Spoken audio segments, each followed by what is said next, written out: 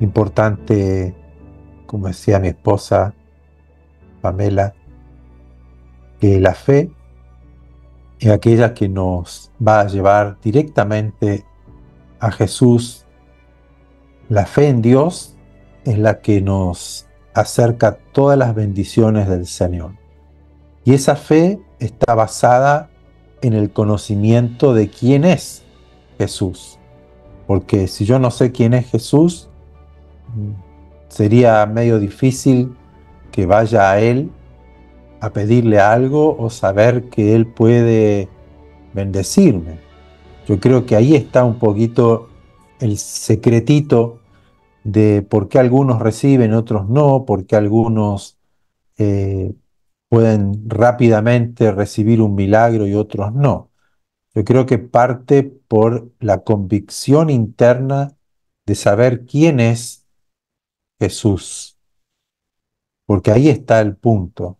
Es como decir, yo no voy a ir a alguien a pedirle, no sé, que me revise porque tengo un dolor y no sé que es un médico y que es un médico bueno.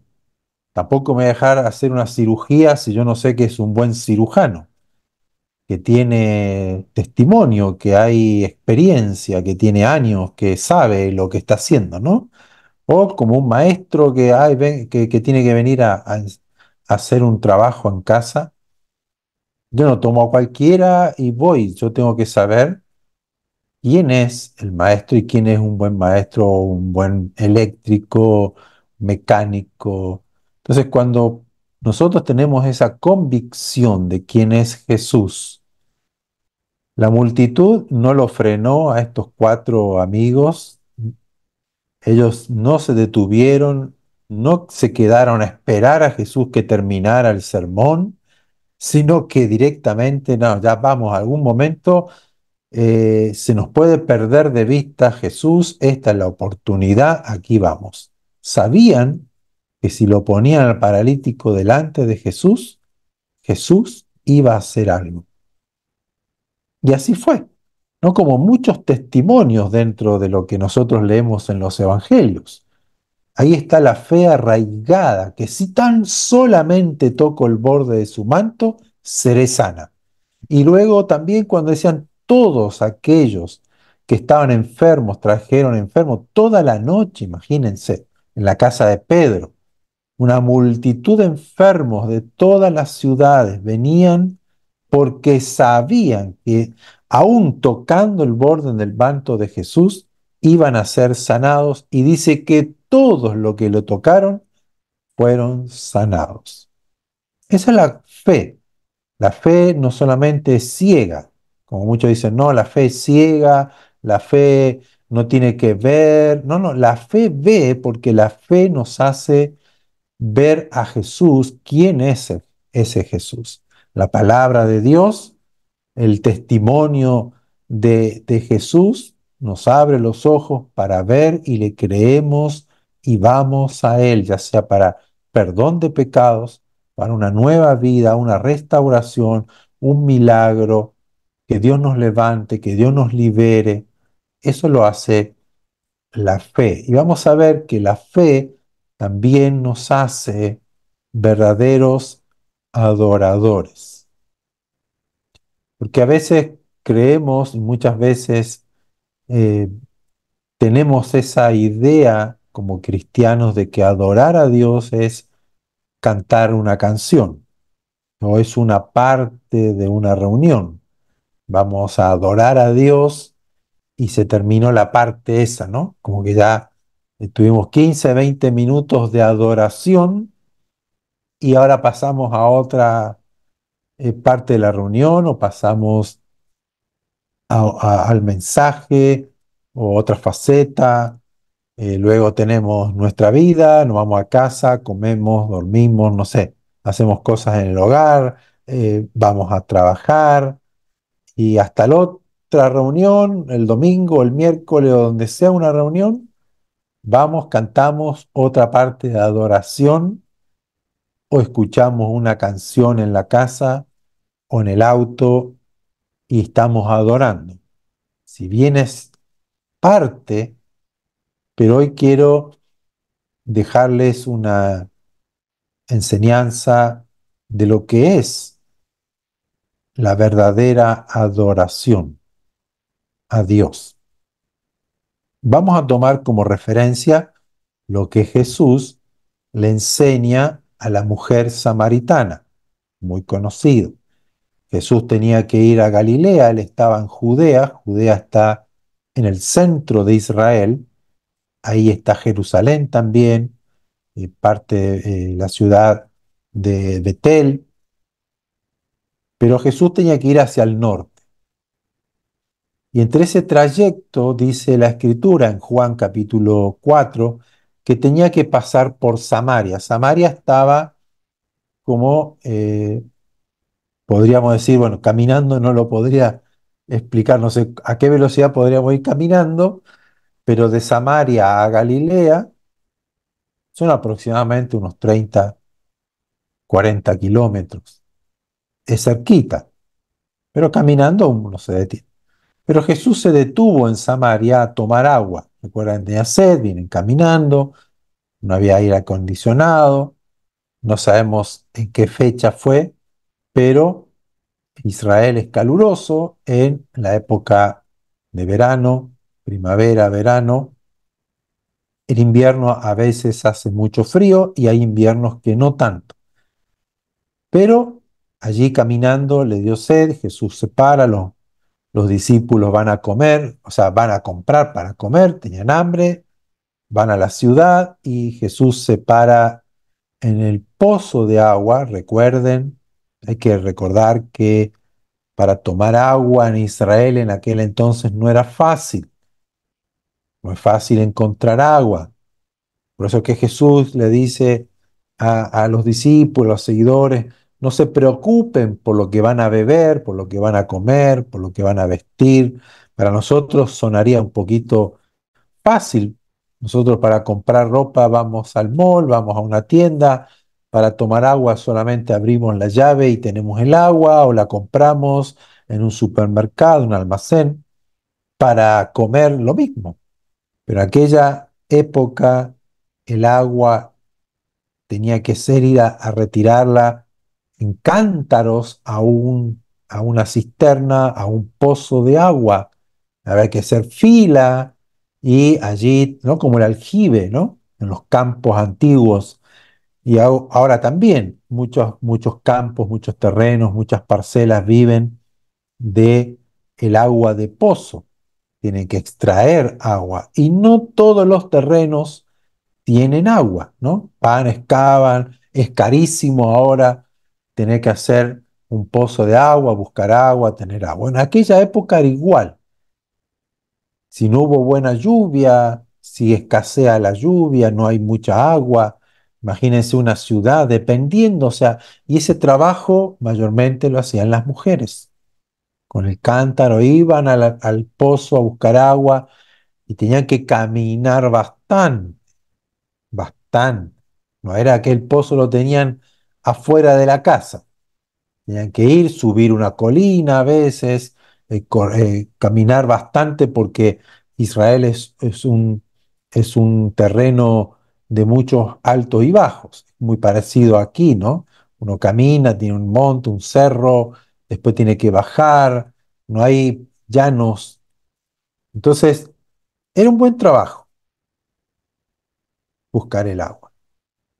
Y Jesús encuentra un pozo que era un pozo que había hecho Jacob. Miren de qué varios miles de años allí estaba el pozo y todavía no se había secado. Ahí estaba Jesús y llega esta mujer para tomar agua. Y comienza esa conversación, ¿no? Y vamos a leer en Juan 4, capítulo 19 al 24, cuando ya Jesús comenzó a entablar una conversación con ella. Él empezó a hablar de, del marido también, que tenía 5 maridos, o sea, que no eran sus maridos.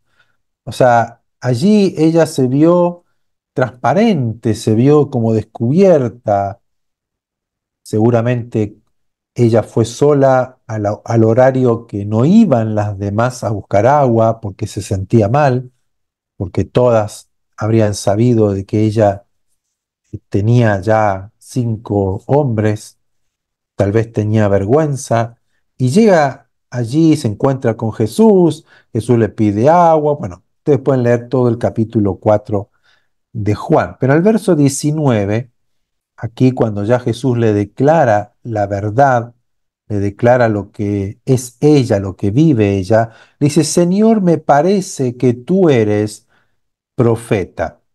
Verso 20 y vamos a leer hasta el 24.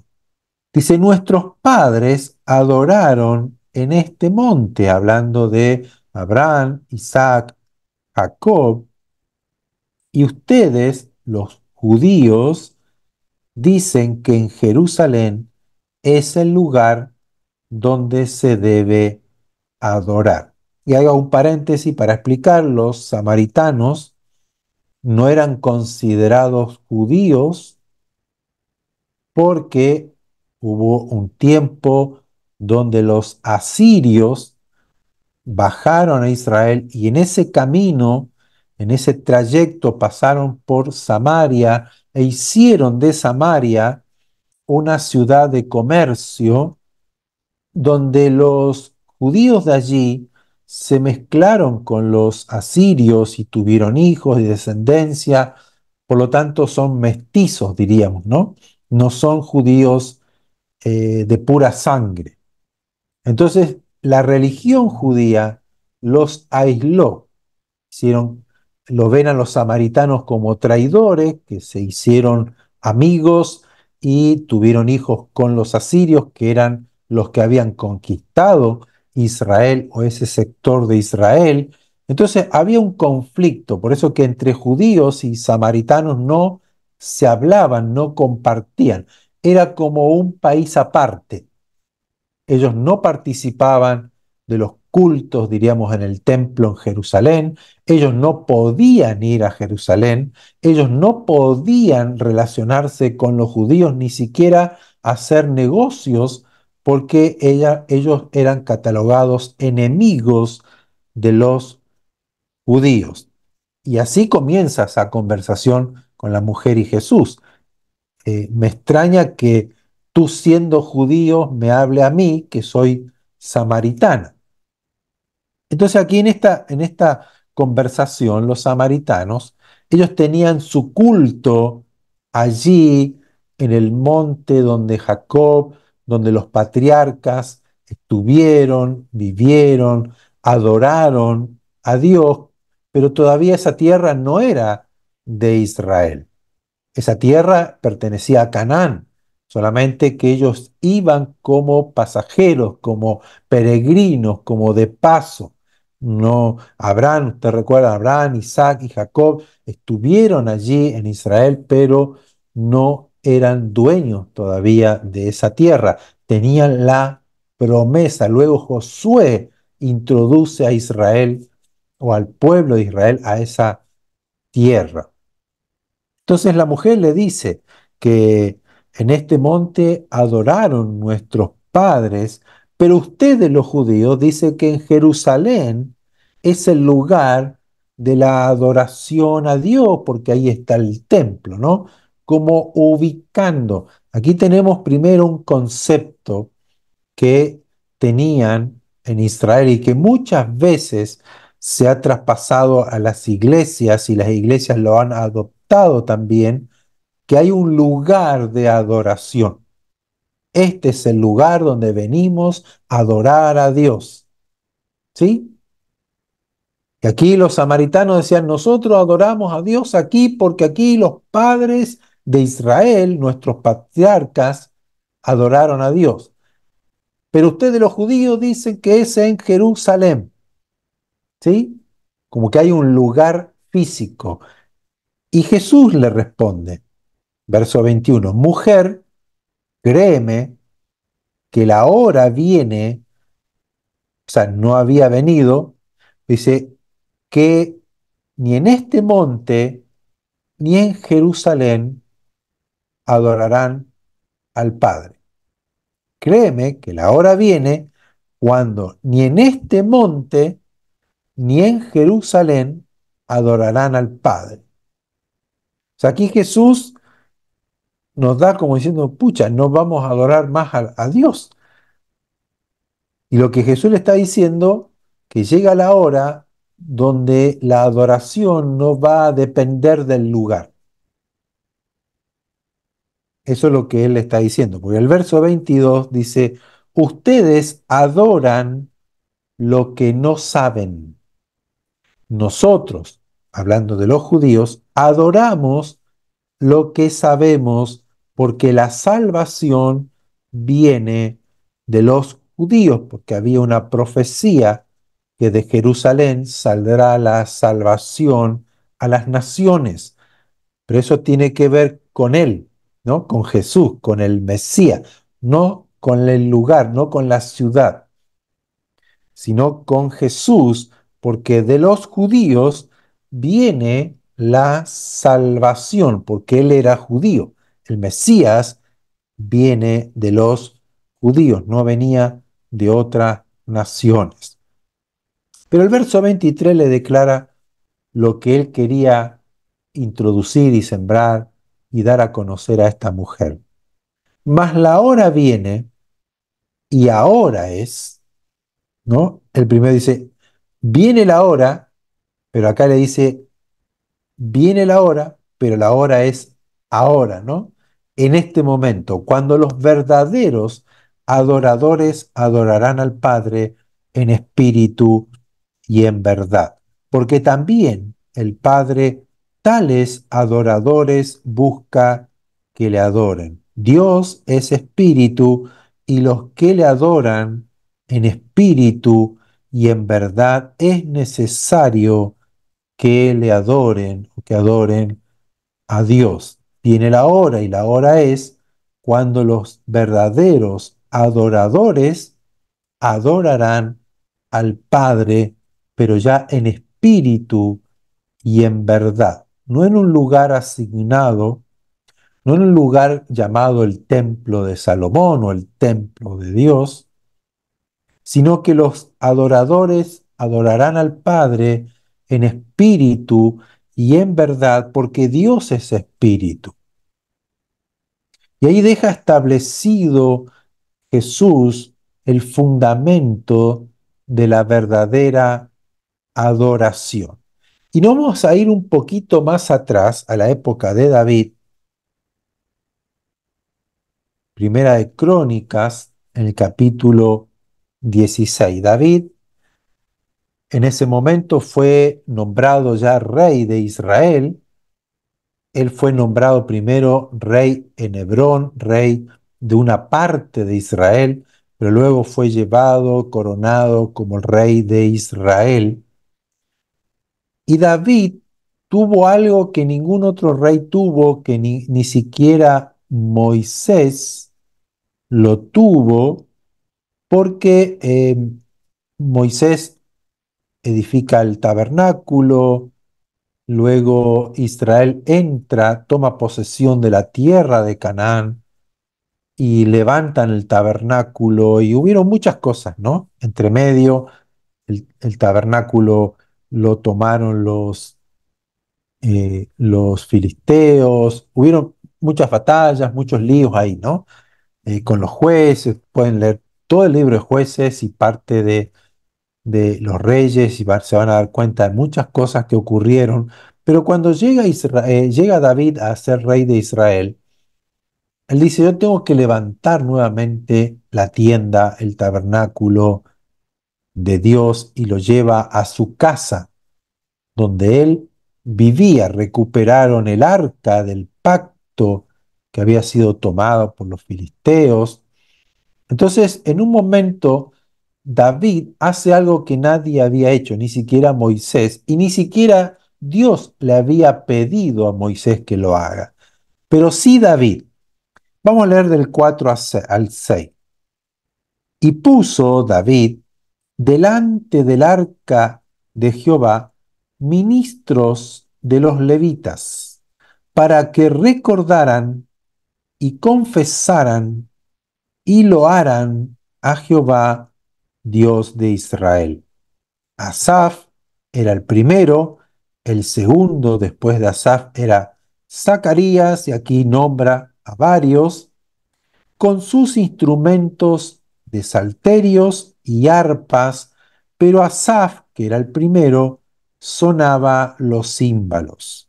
También los sacerdotes Benaía y Jahaziel sonaban continuamente las trompetas delante del arca del pacto de Dios. ¿Qué hizo David que no estaba antes establecido en el tabernáculo? Haber puesto a los levitas y a los sacerdotes, y si ustedes leen todo el capítulo de Primera de Crónicas, capítulo 16, lo leen todo, se dan cuenta que puso cantores que continuamente hagan, ¿qué cosa? Recordar, confesar y loar al Dios de Israel. ¿Qué significa eso? Recordar quién es Dios. Él es misericordioso, Él es bueno, Él es grande, Él es poderoso, Él es fiel, Dios altísimo, Dios perdonador, clemente, Dios que oye nuestras oraciones. Luego que confesaran, ¿qué confesaran? No habla de confesar los pecados, habla de confesar, de hablar, de declarar las maravillas del Señor. Entonces yo recuerdo que Él es bueno, que para siempre es su misericordia, que abrió el mar rojo, que dio a nuestros antepasados en el desierto de comer, le dio agua de la roca, que los cubrió con la nube en el día, con la columna de fuego en la noche, que nada les faltó a nuestros hermanos en el desierto. Como Dios hizo con Moisés, eso era confesar, declarar, dar testimonio de lo que Dios hizo en favor de su pueblo, las maravillas del Señor. Y luego loar, exaltar, engrandecer el nombre del Señor. Y esto lo hacían con música, con canto, con declaraciones a voz alta, y dice continuamente. No se detenían, cosa que eso no se había hecho.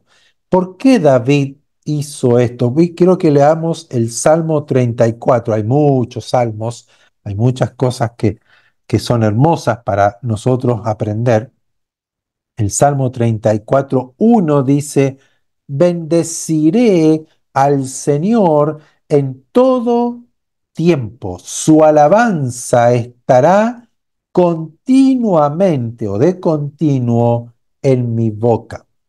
David era alguien que adoraba, exaltaba, declaraba, recordaba continuamente al Señor. Y él lo traspasó al pueblo. Él lo puso en práctica para el pueblo. Él conocía a su Dios. Él sabía quién era su Dios. Él creía quién era su Dios. Entonces aquí tenemos una parte física visible de lo que es en el cielo.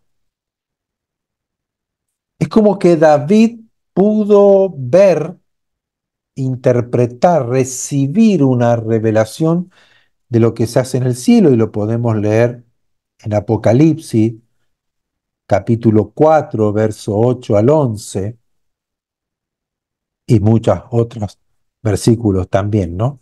Pero les leo esto que son los más conocidos, capítulo 4, verso 8 al 11, que dice, y los cuatro seres vivientes tenían cada uno 6 alas y alrededor y por dentro estaban llenos de ojos y no cesaban, no se detenían día y noche, continuamente decían, Santo, Santo, Santo es el Señor Dios Todopoderoso, el que era, el que es, el que ha de venir. Y siempre que aquellos seres vivientes dan gloria y honra y acción de gracias al que está sentado en el trono, al que vive por los siglos de los siglos, los 24 ancianos se postran delante del que está sentado en el trono y adoran al que vive por los siglos de los siglos y echan sus coronas delante del trono diciendo, Señor, digno eres de recibir la gloria y la honra y el poder, porque tú creaste todas las cosas y por tu voluntad existen y fueron creadas. Maravilloso, ¿no? Como aquí encontramos una pizca nomás de lo que es la adoración y la exaltación en los cielos, continuamente. No cesaban, no se detenían, era continuamente. Por eso me gusta mucho el Salmo 34:1 y muchas veces David lo dice, bendeciré al Señor en todo tiempo. Su alabanza estará de continuo, continuamente en mi boca. Y aquí nosotros tenemos que aprender lo que significa un verdadero adorador, que adora al Padre en espíritu y en verdad. Porque nosotros estamos acostumbrados, y esto lo traemos de nuestra vida sin Dios, del no entender lo que es la adoración verdadera, de venir un, de una vida en la cual no teníamos el conocimiento de Dios, pero sí en nosotros había una inclinación siempre a adorar algo. Siempre había algo que nos atraía para adorar y darle todo nuestro, diríamos, nuestro tiempo, nuestro dinero y muchas otras cosas, ¿no? Y recordemos, puede ser una persona, un cantante, un tipo de música, y nosotros damos todo, ¿no? Tenemos nuestros propios ídolos, que puede ser, como siempre lo fue, la música y un cantante o un conjunto musical que nosotros seguimos, adoramos, pagamos, viajamos, ¿no? Y damos todo por estar, imagínense, los jóvenes hoy que pueden estar noches enteras, días y noches esperando poder entrar a un concierto de su cantante favorito. Eso es parte de una adoración. Pero cuando nosotros venimos al Señor, hay una diferencia grande entre un verdadero adorador y entre un adorador de ídolos. Un adorador de ídolos se mueve o lo hace primero por emoción, por entusiasmo en cuanto a lo emocional. Me hace sentir bien. Por eso que voy, me gusta su música, me gusta su letra, llega a lo más profundo de mi alma. Por lo tanto, por la emoción, lo emocional, mueve mis emociones, me lleva a pagar fortunas, a hacer viajes largos, a estar tiempos, ¿no? Mucho tiempo en el sol, en la noche, donde sea, con tal de entrar y de ver a mi cantante por 2 o 3 horas. ¿Sí? Entonces, eso está en nosotros, pero también existe la adoración por temor. Eso se ve en las religiones, aquellas paganas, pero también muchas veces en las cristianas, que yo adoro, o sea, doy mi tiempo, doy mi dinero, estoy capaz de hacer cualquier cosa por obtener el favor del Dios a quien yo estoy adorando. Y eso llevó a muchas tribus, a muchos pueblos, naciones, hasta inclusive sacrificar sus hijos para ese Dios, para que ellos obtuvieran un beneficio, una bendición. Pero cuando Jesús le dice, mira, mujer, la hora viene y la hora es cuando no van a adorar ni en Jerusalén, ni en este monte, sino que los verdaderos adoradores adorarán al Padre en espíritu y en verdad. ¿Por qué? Porque la adoración no depende de la emoción, no depende de cómo yo me sienta, no es una adoración emocional. Nosotros muchas veces nos confundimos que mi adoración a Dios porque la canción es lenta, porque me hace llorar, porque me emociona esta canción y yo creo que estoy adorando a Dios. O esta canción me levanta el ánimo, ¿no? Como la que escuchábamos recién antes de empezar la reunión. Me levanta el ánimo y me pongo a danzar y esto me anima y estoy adorando a Dios y me levantó el ánimo. Qué lindo es adorar a Dios, ¿sí? Pero aquí vemos que David dice, bendeciré al Señor en todo tiempo, su alabanza estará en mi boca continuamente. Va más allá de las circunstancias, del momento, y va más allá de las emociones, va más allá de una canción, va más allá de una música. La adoración en espíritu y en verdad son aquellos que han recibido al Señor Jesús, que se le ha revelado el Señor Jesús, que ha hecho el Señor de este cuerpo su templo, su morada, o sea, el Espíritu Santo viene a morar en nosotros y no tiene que ver solamente con música y solamente con una canción. Vamos a adorar a Dios y cantamos una canción. Es parte, pero no es solo eso. No es un momento de adoración. No es un tiempo de alabanza y adoración. Es una vida de adoración. Es un día de adoración. Y cada día te bendeciré. Y cada día te adoraré y exaltaré tu nombre continuamente. Pero ¿cómo entonces? Porque si nosotros decimos que adorar a Dios es una canción, voy a adorar a Dios, voy a poner música y me voy a apartar a adorar a Dios y son 2 horas y listo. ¿Cómo voy a hacer una adoración todo el día? No haría nada en mi vida, o sea, no viajaría, no comería, no trabajaría, no dormiría.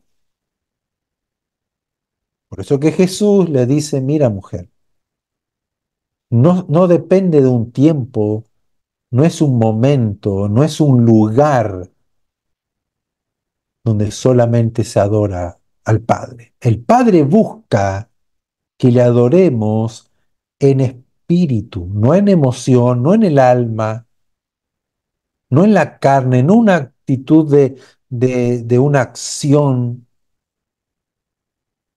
sino es en espíritu y en verdad. Porque pasan los años, cambian las épocas, cambian las culturas, cambian los estilos musicales, todo puede cambiar, pero el corazón de un verdadero adorador no cambia, ni por las circunstancias, ni por la época, ni por el país, ni por la cultura, ni por las emociones, no por los años, no cambia. Siempre el corazón de un verdadero adorador recordará quién es Dios, se lo dirá a Él constantemente: tú eres bueno, tú eres grande, tú eres maravilloso, Dios, mi Padre, mi Salvador, mi Redentor, mi Sanador, el que me provee, el que me guarda, el que me sustenta, y declara sus maravillas continuamente y lo exalta. Recuerdan que cuando estaba alguien delante del rey, de cualquier rey, ¿qué hacen? Se postran, le hacen una reverencia. ¿Por qué lo hacen? Porque hay que inclinarse ante un rey, porque se reconoce la autoridad y soberanía de ese rey sobre mi vida. Porque el que no se inclina ante un rey era o decapitado, puesto en la cárcel, era considerado un irrespetuoso, pero más que eso, un irreverente ante el rey. ¿Cuánto más nosotros delante del Rey de los Reyes, del Señor de los Señores, y que es el único digno de recibir nuestra adoración? No se trata de una canción. Amós, no lo lean, pero Amós, lo pueden anotar, en el capítulo 9, el verso 11, él, aquí en una profecía de la restauración de Israel, él declara, Dios dice que iba a restaurar, dice: en aquel día yo levantaré el tabernáculo caído de David y voy a cerrar sus portillos y levantaré sus ruinas y lo edificaré como en el tiempo pasado. ¿Por qué Dios habla del tabernáculo de David y no del tabernáculo de Moisés? Porque el tabernáculo de David, como leímos, es el único que puso una adoración constante, continua, permanente a Dios. Es como que David trajo el reflejo, la imagen de lo que era el cielo, lo que era la verdadera adoración a Dios. No era un tiempo: vamos a adorar a Dios porque ahora estamos reunidos, adoremos al Señor. No era el momento de ir al templo y ahí adoraban y después se iban y hacían su vida. No, no. David entendía que la adoración a Dios, el reconocimiento, la confesión y el exaltarle era un acto continuo de mi vida, de mi espíritu hacia Dios.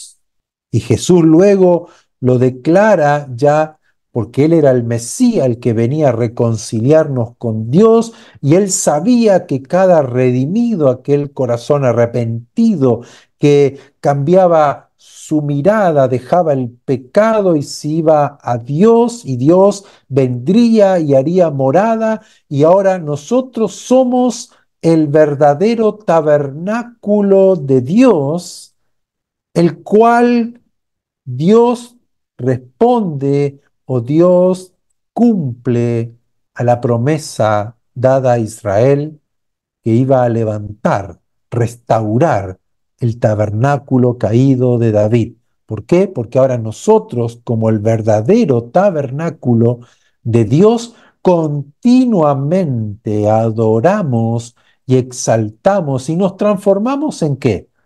En reyes, en sacerdotes, que estamos ministrando continuamente al Señor, no en un momento, no en un tiempo de reunión, sino continuamente. Ese es el tabernáculo de David. El tabernáculo de Moisés iban en el horario indicado para ofrecer el sacrificio, ofrecer la ofrenda o la oración. El tabernáculo de David, él puso levitas, cantores, músicos y sacerdotes que continuamente hacían sonar la música, declarar, hablar, exaltar, levantar en alto el nombre del Señor. Por lo tanto, los que vivían en Belén, en Jerusalén y alrededores, escuchaban continuamente lo que Dios era. Por eso hay que recordar, imagínense ustedes todos los días recordando quién es Dios. Todos los días. Escuchar que alguien le diga constantemente, Dios es grande, Dios es bueno, para siempre es su misericordia. Dios es fiel, Dios es poderoso, Dios es sublime, Dios es altísimo, creador del cielo y de la tierra, y sus obras son grandes, maravillosas. Él abrió el mar rojo.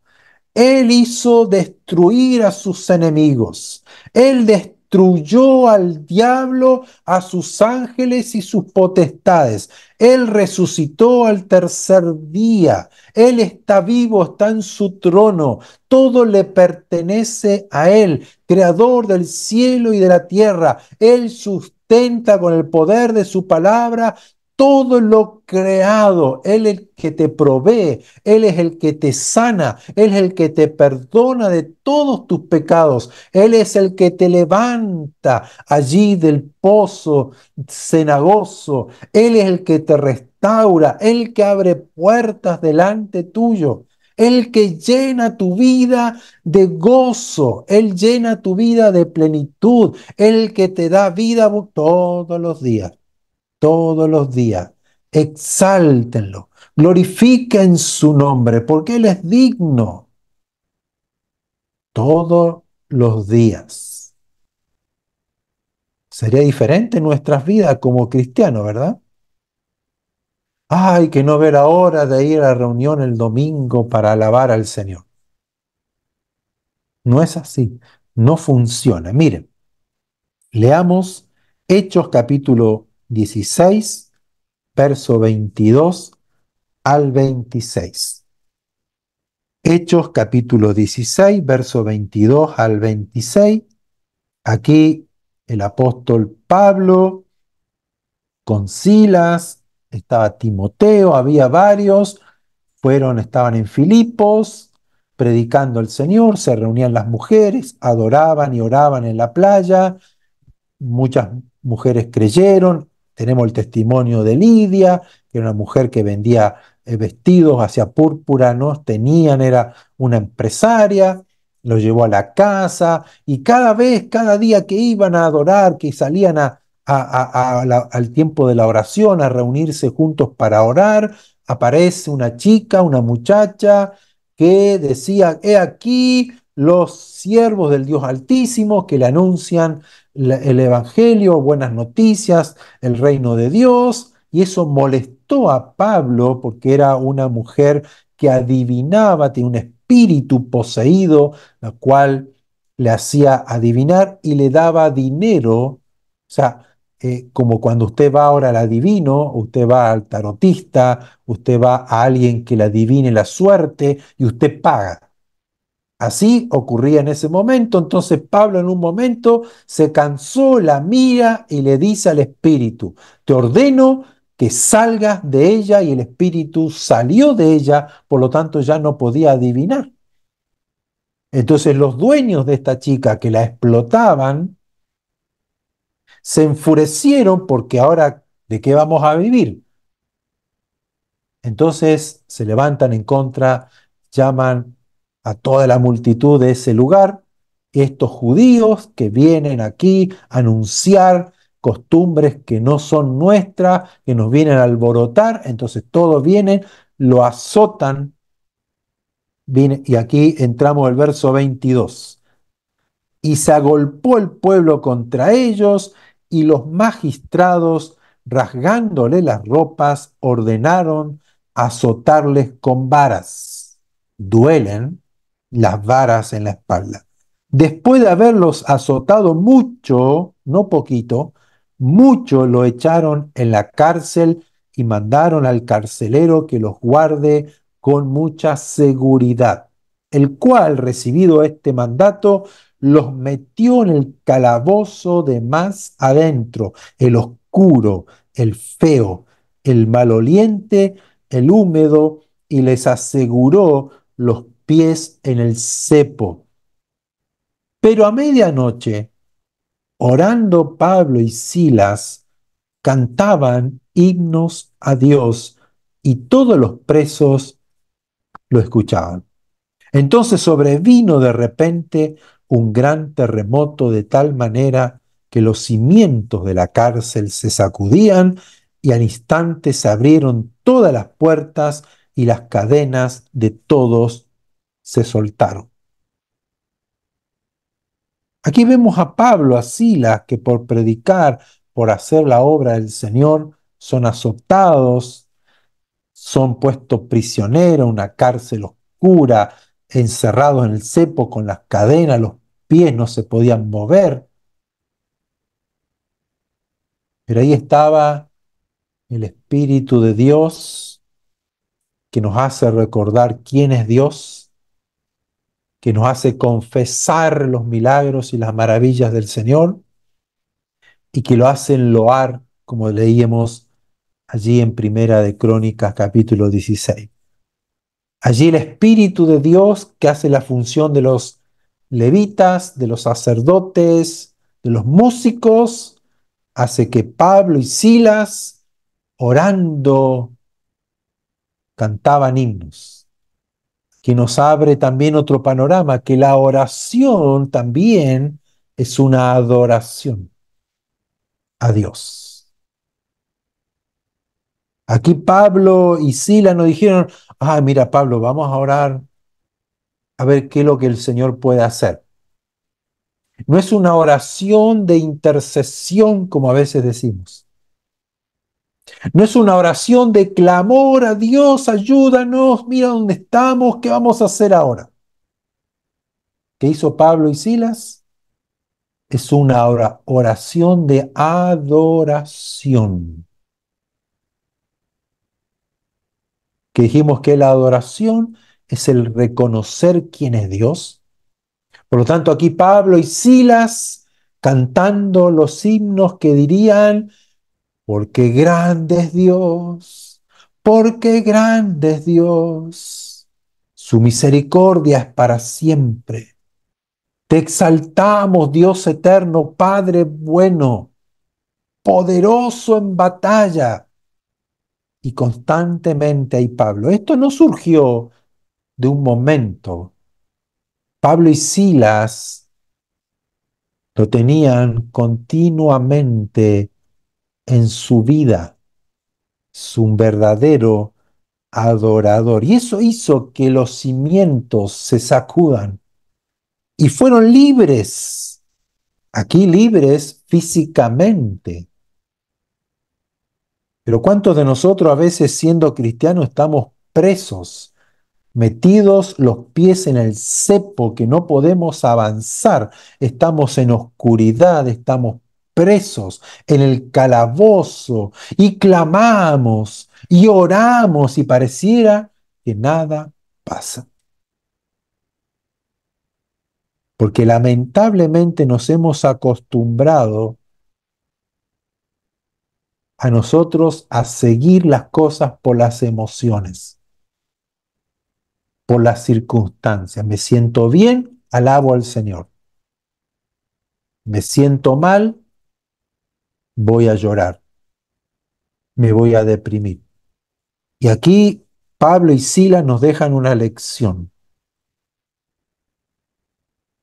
que ellos no estaban orando porque estaban mal. Ellos cantaban himnos a medianoche y no cantaban y no oraban y no loaban y exaltaban y adoraban a Dios en silencio. Porque nosotros en su posición o en esas circunstancias lo más probable es que nos estaríamos o quejando delante de Dios o estaríamos llorando delante de Dios y los presos nos escucharían. Pero ellos quisieron, exaltaron el nombre de Dios, cantaban al Señor, oraban, pero oraban en adoración. Continuamente mi alabanza está en mi boca, bendeciré tu nombre en todo tiempo, Señor grande, mi Salvador, mi Señor, mi Padre eterno, Dios grande, fuerte y temible, digno de recibir toda gloria, toda honra, toda la alabanza, todo el honor a ti, Señor.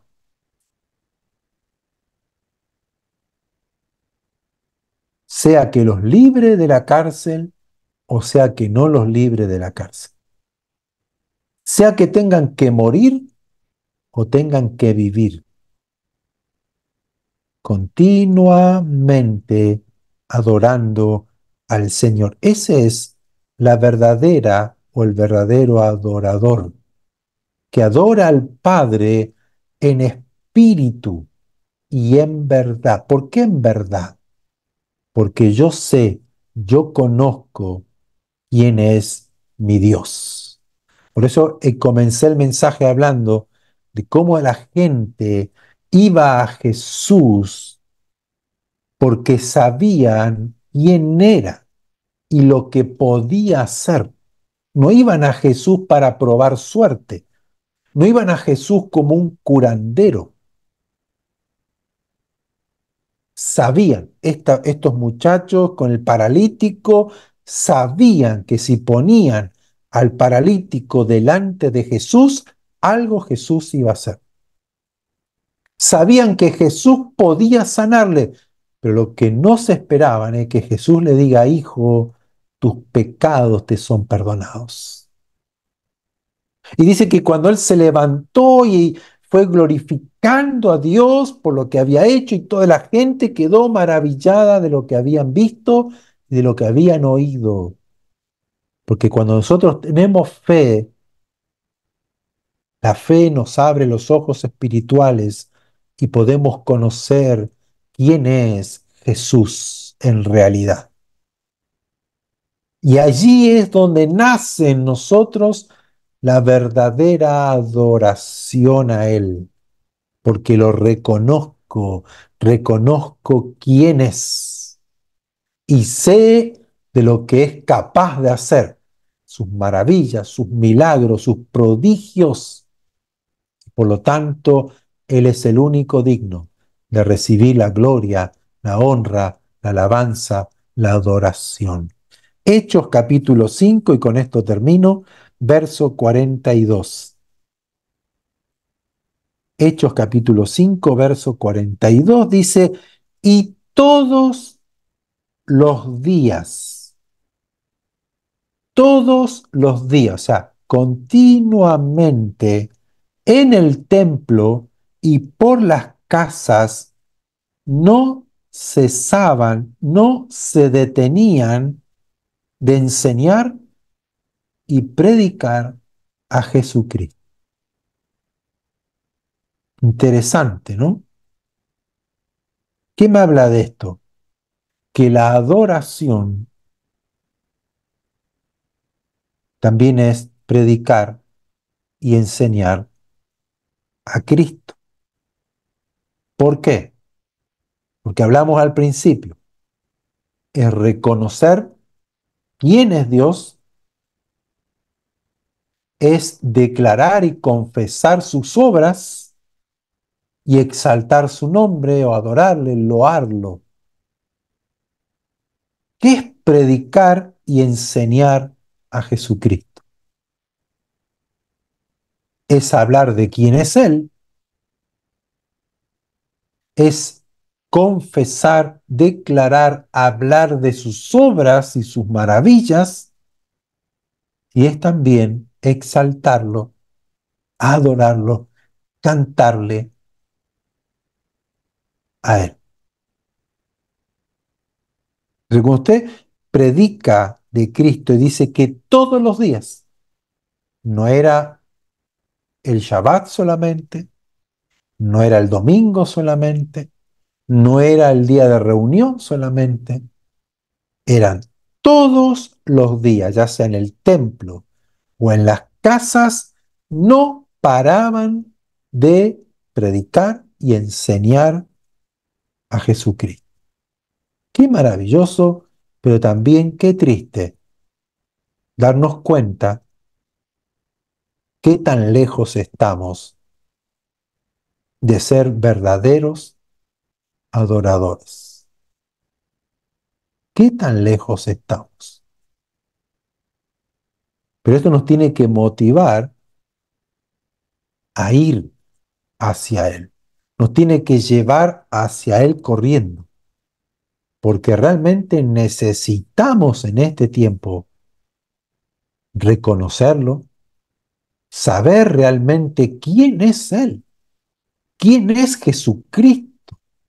Entonces ir a Él por fe y comenzar a confesar, declarar sus maravillas. Él me perdonó, Él me sanó, Él es grande, Él lo hizo con el paralítico, lo hizo con la mujer de flujo de sangre, lo hizo con el ciego, y yo voy a estar aquí delante de Él. Quiero presentarme delante de Él, quiero que me vea, quiero llamar la atención, no por los gritos, no por mi llanto, sino por la fe. Y por la fe lo voy a adorar, no importa las circunstancias, como hizo Pablo y Silas. Oraba y cantaban. ¿Por qué? Porque la oración también es una adoración a Dios. No es un petitorio, no es una lista de mandado de un envío al supermercado. La oración también es una adoración. Donde tal vez Jesús nos diga, Dios nos dice, ¿qué quieres que te haga? ¿Qué necesitas? Y ahí yo puedo pedirle, pero ya no con un corazón de pedigüeño, ¿no? Es que me dijeron que yo puedo venir aquí y usted me puede dar esto. No, no, no. La adoración voy a reconocer quién es Él. Señor, tú eres el Señor, el Hijo de David, tú eres el Mesías, tú eres el enviado, tú eres el ungido, Señor. Me inclino ante ti, me entrego ante ti. Yo reconozco quién eres tú y sé, y ahí viene la confesión, yo sé que tú has vencido al enemigo, tú has vencido al diablo, has vencido a Satanás. Y hoy estoy aquí porque tú me has dado la victoria, el triunfo. Y comenzamos a hablar, dejar que el Espíritu Santo sea el levita, el sacerdote, ¿no? El cantor dentro nuestro, porque dice que el Espíritu Santo vino para ayudarnos, para recordar y para enseñarnos. ¿Se fijan cómo hay esa relación? Cómo David puso levitas que recordaran, que confesaran y loaran al Señor.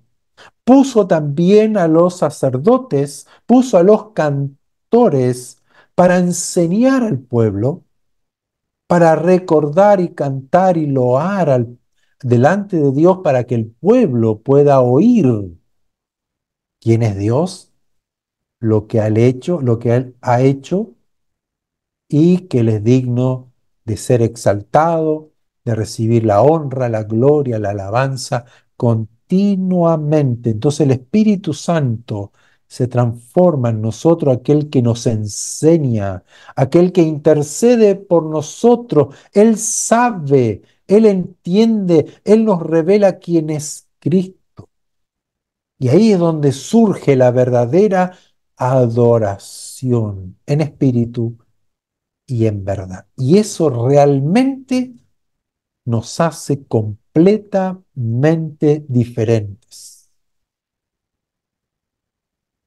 Y conocerán la verdad y la verdad los hará completamente libres.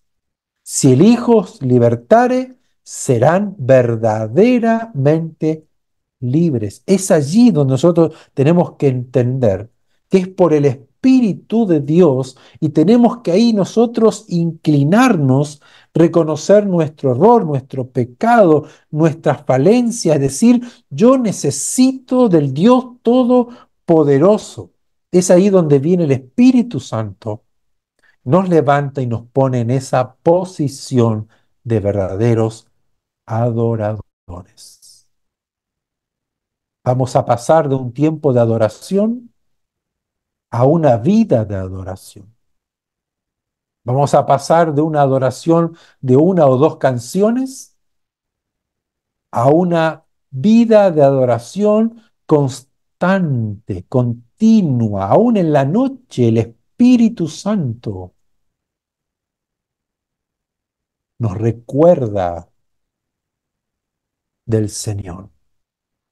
Esa es la vida del creyente, del cristiano, del verdadero cristiano, que en las circunstancias difíciles, en una persecución o cuando hablan mal de nosotros o cuando estamos en problemas, nosotros, como Pablo y Silas, adoramos al Padre en espíritu y en verdad. Dejemos que el Espíritu Santo nos recuerde quién es Él, que el Espíritu Santo nos haga recordar las maravillas de Él, lo que Él ha hecho, el poder que Él tiene, lo que Él quiere hacer, lo que Él hizo en la cruz.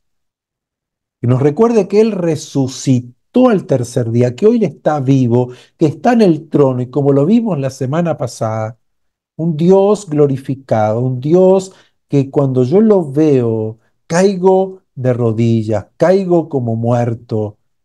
Mi carne no puede soportar la presencia del Señor y me lleva a qué? A adorarle, a exaltar su nombre continuamente. Es una vida de adoración. Y termino con las palabras de Jesús. Mas la hora viene, y ahora es, cuando los verdaderos adoradores adoran al Padre en espíritu y en verdad, porque también el Padre tales adoradores busca que le adoren. Dios es espíritu y los que le adoran en espíritu y en verdad es necesario que adoren. Guarde esa palabra en su corazón y hoy es un día como para comenzar a tener diferencia de un adorador, de un cristiano tal vez de un día o de 2 días, o un cristiano de reunión, a un cristiano que adora en todo tiempo, continuamente. Dejar que el Espíritu Santo, y no me cansó, pero lean Colosenses cuando habla de que Efesios que hablan sean llenos del Espíritu Santo, ¿no? No os embriaguéis con vino, sino que sean llenos del Espíritu Santo, cantando, adorando, loando, ¿no? Con himnos espirituales, cánticos espirituales, dejar que el Espíritu nos lleve a ser un adorador continuo y de esa forma ser lleno del Espíritu Santo. Y ese es otro tema. ¿Cómo ser lleno del Espíritu Santo? Una vida llena del Espíritu Santo, que era uno de los requisitos para servir al Señor. Lleno del Espíritu Santo, de buen testimonio, llenos de sabiduría y llenos de fe. Bueno, eso se logra cuando somos verdaderos adoradores que adoramos en espíritu y en verdad. Así que tenemos una tarea, amados, que hacer dura porque nos cuesta, porque estamos acostumbrados a no ser verdaderos adoradores, sino ser adoradores de tiempo parcial, part-time, ¿no? Y depende del momento. Si estoy bien o estoy mal. Sino un verdadero adorador es alguien que, como David decía, te bendeciré en todo tiempo, de continuo, tu alabanza estará en mi boca, todo el día, continuamente. Y es por eso que nos transformamos también en aquellos que predicamos y enseñamos de Jesucristo todos los días. Todos los días. No cesamos de hablar de Él, de enseñar de Él. Eso nos falta. Por lo menos yo estoy a kilómetros, pero tenemos que ir ahí. Tenemos que, con la ayuda del Señor, lograr ese, esa meta, lograr ser verdaderos adoradores, dejar de mirar para otro lado, dejar de valorar otras cosas y comenzar a ser verdaderos adoradores, recordar quién es Dios, lo que Él hace y exaltar su nombre continuamente. Amén. Vamos a orar.